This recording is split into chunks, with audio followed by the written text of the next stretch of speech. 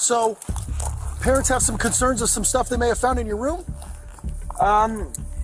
Yeah, I believe so. And what would it be? A human head and hands. Like, for real human head and hands? Yes. From? That fellow who went missing recently. Which fellow was that? Warren Brown. This is Brian Cohee, and he's just confessed to killing Warren Barnes in a way that no one could have imagined. 111 is John. What's the address emergency? I found something in my son's closet wrapped in a plastic bag. Okay, what was it? I think it's a human head. It's a what? I think it's a human head. Why do you think it's that? Because it looks like it's on ear. Is it bloody or does it like anything like that? I just told you to come. It's right here. Oh, you see it? Yeah, because there's an arm. Oh, shit. Hey. There's an arm, there's another arm, there's another one. Here's a leg. It could be the upper arm or a leg. Well, there's three. There, and there. The police discovered that it was not just a murder, but an act of brutality and a descent into the abyss of human depravity. I stripped his clothes. I cut open his belly to see his guts. They're really painful. As investigators delve deeper into the motive behind the murder, the darkest corners of the human mind are revealed. I can't believe it. This is not me in that car, you know? I can't believe it. How old is Brian?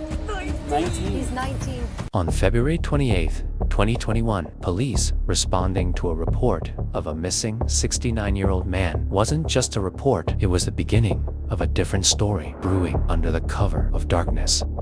If you've ever been downtown, you guys would see him. He walks Main Street. He's always. Brett probably knows him. He's always on Main Street, just with his backpack, just walking and coming down to the shop to sit in his chair, pretty much. How do you know Warren? I own Monique's Bridal downtown, and I give him a chair to sit and read his books. And Homeless gentleman? he's not homeless. He stays in a place. He pays for a room every day. He comes back in the shop because we keep his chair inside the shop to deter other people from sitting in it in my shop. Monique Lynette called police. She owns a bridal shop in downtown Grand Junction and has known Warren Barnes for years, as he used to come in every day to sit behind her shop and read books until the routine was broken and Warren disappeared. He works for a company that does just like temp agency, and they were the ones that actually contacted me because he's never missed work, and they know that he sits behind my shops. So every morning it's around 6? Yeah. Without fail? Without fail. 7 days a week? Yes. He is there every morning. All by himself? Yeah.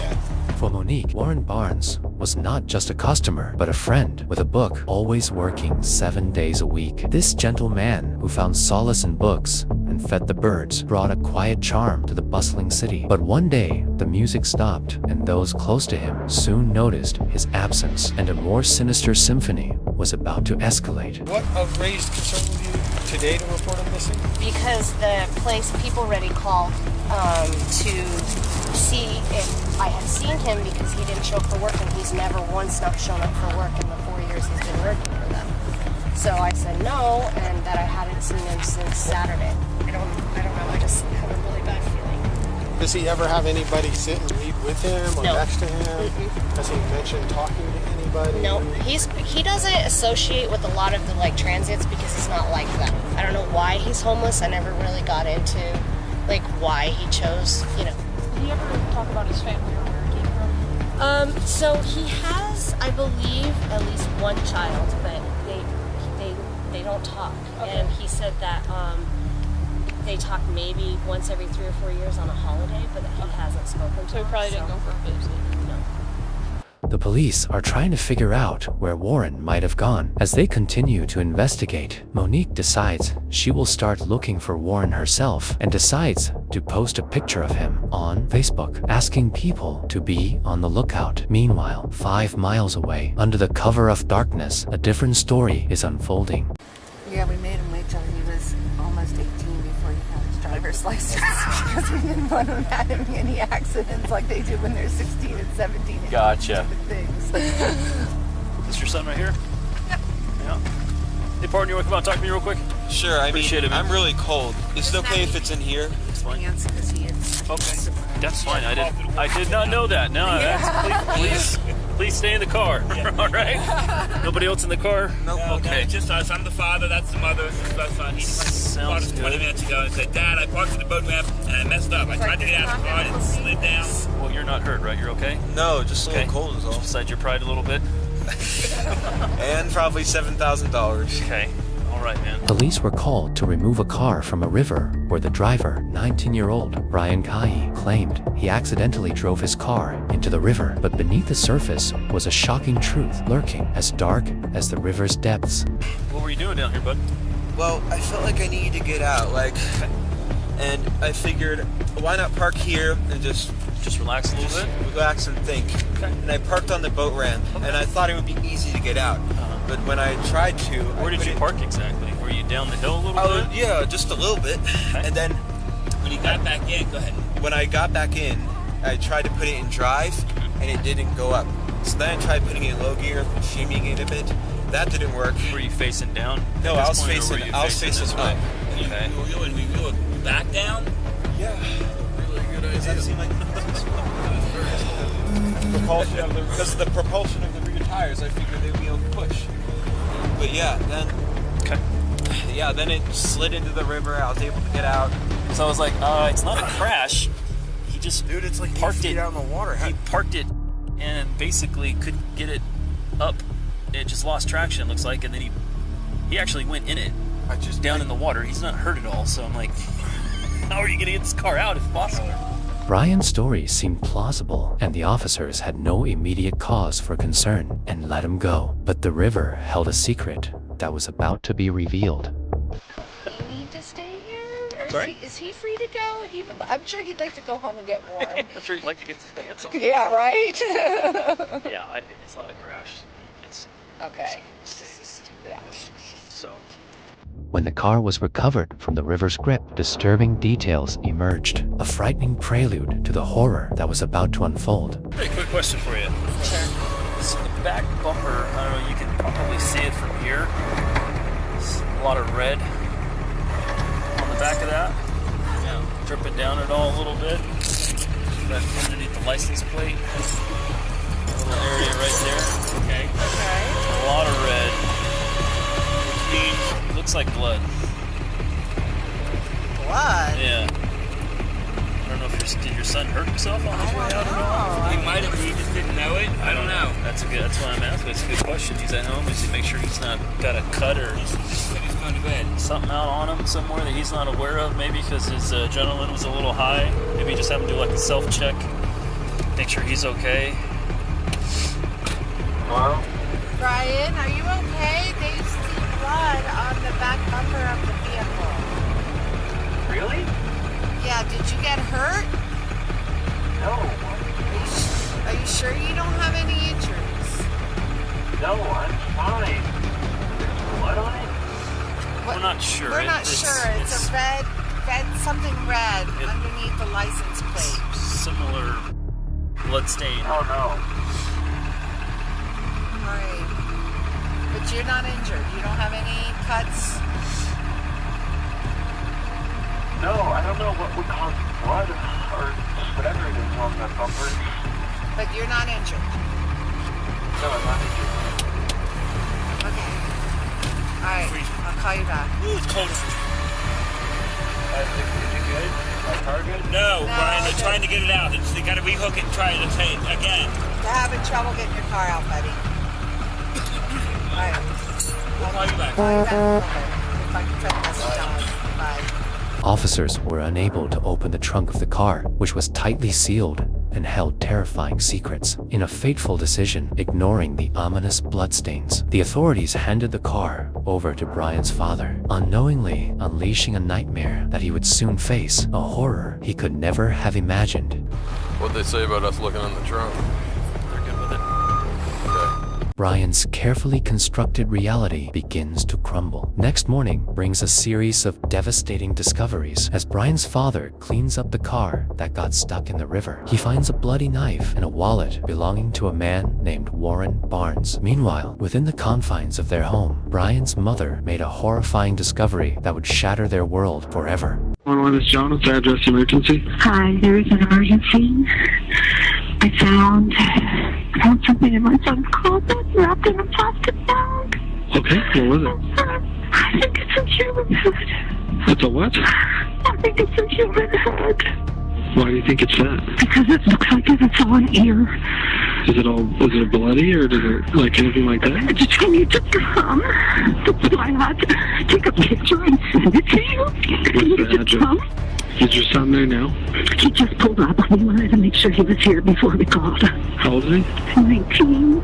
He's had a little bit of a fascination with the morbid, but he was channeling it, I thought, into becoming a crime scene investigator, but not so much. Do you think he's going to be cooperative with us? I don't know. I don't think he'll be violent. Just came back from his friend's house. Does he have any weapons in his room, or do you guys have any in the house? I don't know. I think that he has a shotgun, but we can certainly do it immediately before he gets in his room. He's out by the car now, so. Is the bag still in the closet? No, it's in my kitchen sink. And there's a secondary bag that I have not opened. Police were called again, this time to a scene more sinister than a sinking car. Okay, so parents have some concerns of some stuff they may have found in your room?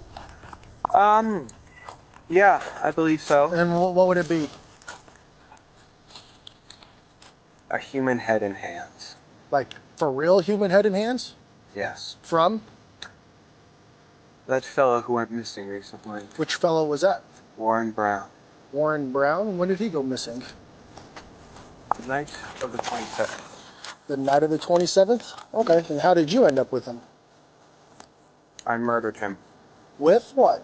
A knife. Brian Cohee looks like a normal young man, but inside, he carries a darkness that will shock anyone who knows him. Why would you have done that? I've always wondered what murder felt like. Okay, where did you do that at? Underneath the bridge. Which bridge? The one past Okay. near the weird intersection. Okay. Do you have anything on you? He's gonna cut, poke, hurt, stick anything without reaching for nothing? Don't reach for nothing. My phone and my wallet, that's it. Well, I'm gonna have you face that way. Put your hands on top of your head for me real quick. I just want to make sure you interlace your fingers for me real quick, all right? How do you know this guy?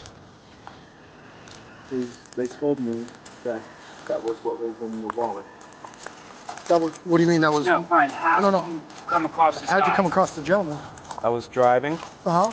and I saw a strange shape near the railway. Uh-huh. So I parked my car and investigated it. Okay. And I found it to be a man sleeping. Okay.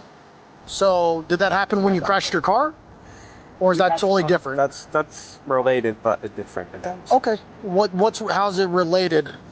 Well, when I killed him, I tried disposing of his body by putting it in the river. But Okay, I parked too low in the river. Where's the rest of his body at? Huh? Where's the rest of the body at? What parts? Body, Brian. Where's his body? Down the river.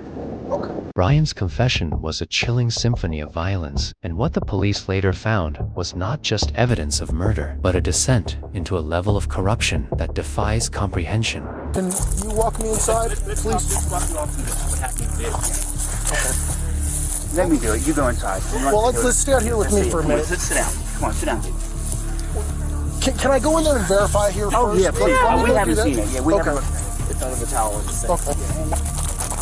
I had a bag feeling about what happened this weekend. Okay. She said there's a bag in this closet, and she opened it up, and she called me and said, get over here right now. I covered it with a towel. Okay. So I didn't want him to see it, because we didn't want him to run. I don't want to look at it.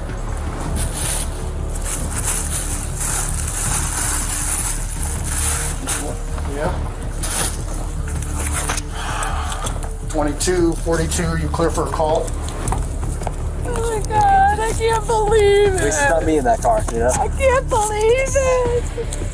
Oh, oh my god. It's kind of a time to not At random, too. Why? I don't get it. How old is Brian? 19. He's 19. 110-02. At this point, the officers decide to go see the crime scene where their worst fears await them. It's right here. Oh, you see it? Yeah. Because there's an arm. Hey.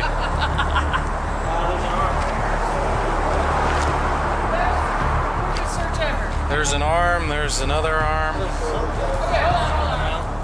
Let's do some pictures. Start right now. There's another one. I don't have a clue.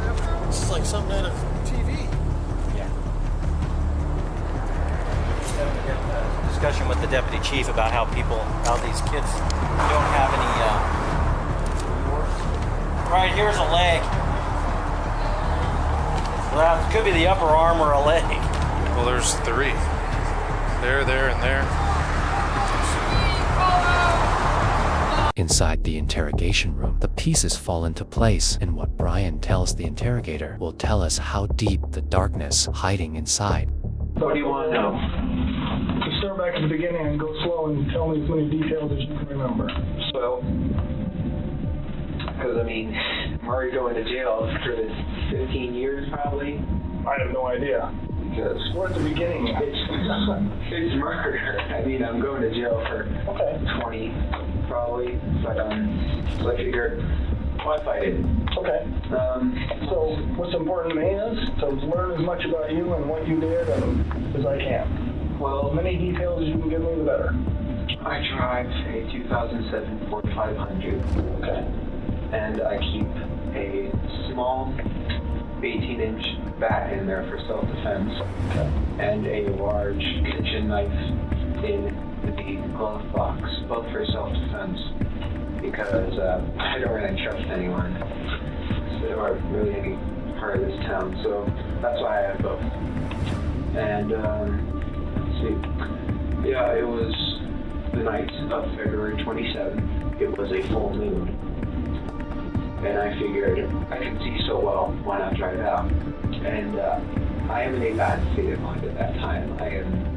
I have major depressive disorder, so I am not thinking, shall say, positively. Okay. And I'm cruising around for an hour and a half.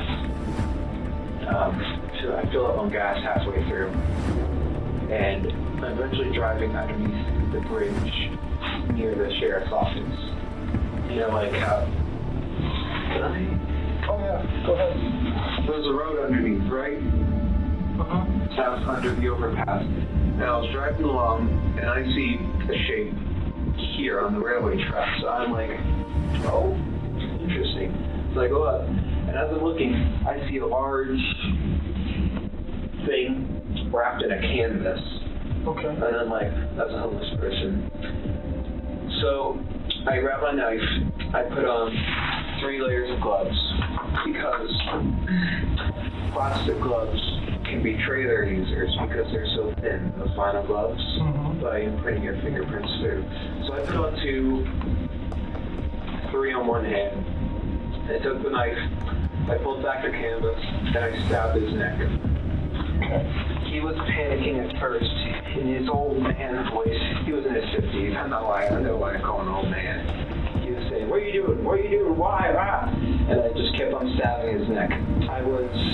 It's okay if I do a demonstration. Oh yeah. This is him. I was strapped on top of him like this. Okay. And he couldn't fight back. It was actually surprisingly easy. I was barely breaking a sweat. I thought, oh, this guy, he's going to be tough. But no, it was actually surprisingly easy. And during the time I was growling and making the animalistic noises. Why were you doing that? I suppose it was a frenzy. Okay. I was so excited, so rushed up on adrenaline every day. Let's just woo-hoo. And I paused and he's like, "Why are you doing this?" And I said, "I've been wanting to do this for a long time, murder someone." And then I continued. The whole ordeal lasted about a minute and a half. Okay. And I stabbed, when I was finished stabbing him, he took out his last breath, a grunt, and his head was halfway cut off in stabs. All the while, no, actually, after I killed him, I just couldn't stop saying, stinky, dirty, stinky. I wasn't smelling anything, but... Brian not only confessed in a voice devoid of remorse, but decided to give a wealth of details, revealing a mind consumed by a macabre fascination. And then I left his body there. And then I took the head, put it in a leftover pizza box from the dinner a few nights ago. And then I took the hands, put them in the back, drove home, hid the hands and head in my room, cleaned the knife, threw away the garbage with the blood on it, and then put the wasn't stained, it had splatters on it. I put it in the the washing machine. What did you put in there? I put the outfit I murdered him in the washing. Wearing, or? Yeah, I was wearing. Okay. In the washing machine, put it on high speed so it would effectively remove blood. Wash it twice. And then I tried going to sleep, but I was worried that because there was a hole in my gloves right here, I was worried that they would be able to obtain a partial print. Mm-hmm. So I figured, why not go all the way? I drove back in a different outfit, picked up his body, surprisingly heavy, put it in my trunk, and drove to the Blue Heron drop-off station. Okay. I parked. So it's like this, right? So let's say this is the ground. The ramp is quite steep, and you need to have four-wheel drive to pull out of it. Okay. And my car didn't. I thought that I could drive out because I put it in reverse. A, so that it's easier to pull the body out. And B, because the back tires will provide propulsion to push up. Right. And I open the trunk, I take his body out, I put it in the water, and because I don't want fingerprints on a body, so I just tried moving it with my shoes. That works successfully. He goes out some part in the river and floats off. Okay. God knows where he is now. Brian's confession was not a confession, but a chilling symphony of violence, delivered with a disturbing absence of emotion that meant a vacuum where humanity should be. He described in detail the dismemberment of Warren Barnes' body, revealing a mind consumed by something darker than anyone could have imagined. And then I cut off his head. I gave him a Glasgow smile. But a Joker smile. Destroyed his eyes by stabbing them in. Okay. And then I cut off his hands. I put those in plastic Ziploc bags. And then I cut off his right arm at this joint and at this joint. And then at this arm, I tried cutting it here, and then I tried cutting it here. But what happened was, I accidentally broke his bone. This one, it was poking out. And so I left that one here, partially cut, dismembered here, bone sticking out. And then, let's see. Yeah. And then after that, I stripped his clothes. I cut open his belly to see his guts. It really painful. The search for motive led investigators down a dark rabbit hole. Was this the result of a broken mind or a deliberate act driven by something more sinister? To answer these questions, we must understand the history of the dark symphony playing in Brian's mind. About Brian, does he have any kind of mental issues or disabilities? You were told he had ADHD. Can you talk about ADHD? I think it's for this longer, but we can't tell you. He started exhibiting antisocial behavior. Kids with that. The doctor said, yes, he's ADHD, yes, he's autistic, yes, he's this, and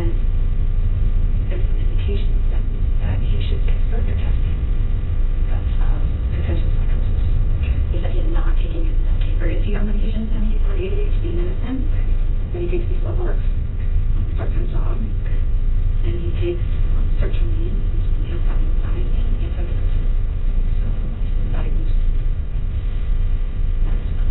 What about alcohol or any other motivation? When you talked about the school stuff and everyone's issues, what were the issues that they were having that made other kids not feel safe? He would make jokes that were not appropriate. He got suspended a few times, like for behavior that wasn't acceptable. Like this one girl that he knows very well, knows that she has issues, alcohol problem, and so when this came up to her mom and clapped really loud next to her, knowing that it was starting to panic, and she cried, and you're like, yep, no, that's not happening. You knew that would upset her, and you did it anyway. And he got suspended for prohibited use of a weapon, but there was another boy who brought in lunch to school on the school bus. And Brian was like, wow, cool, and I think this was in 11th grade. And so Brian was like, he tried to get some candy to some kids on the bus. And so I was like, can I check those out? And he's like, I'll bring you in so I could give you some candy. So Brian gave the kid candy, and the next day the kid comes on the bus with two chucks. One for class, and the other one I guess that I remember. I don't know, I never actually saw them. But so he's like, I know I can't take the glass ones because I'd be in trouble for that. So he took the rubber ones and he put them in his backpack. But his backpack was, I don't know if it was in his backpack or in his jacket. There was some differentiating in the story. But so the teacher saw them and they said, what's that, Brian? And he was like, thing? And so also on, a prohibited weapon on the school grounds. And I'm like, okay, what about the other kid that brought them in? And they said, that kid doesn't have the behavior issues that Brian does. And I'm like, oh, so you're punishing Brian because he has behavior issues. Is he? So Brian went through probation and he completed successfully. As investigators delve deeper into the abyss that led Brian down this path, something emerges that will close the case. His online activity, a graveyard of disturbing content, sent chills down their spines. And then the doctor's reports shattered Brian's illusion of innocence and insanity, as the doctors confirmed that Brian was not insane and was fully aware of what he was doing. In the end, justice was served and Brian was sentenced to life in prison without parole, but the impact of this crime resonated far beyond the courtroom. Warren Barnes' absence left a hole in the lives of those who knew him and a stark reminder of the vulnerability of the homeless. And Brian's family was left to grapple with the horrific reality of the monster they thought was their son.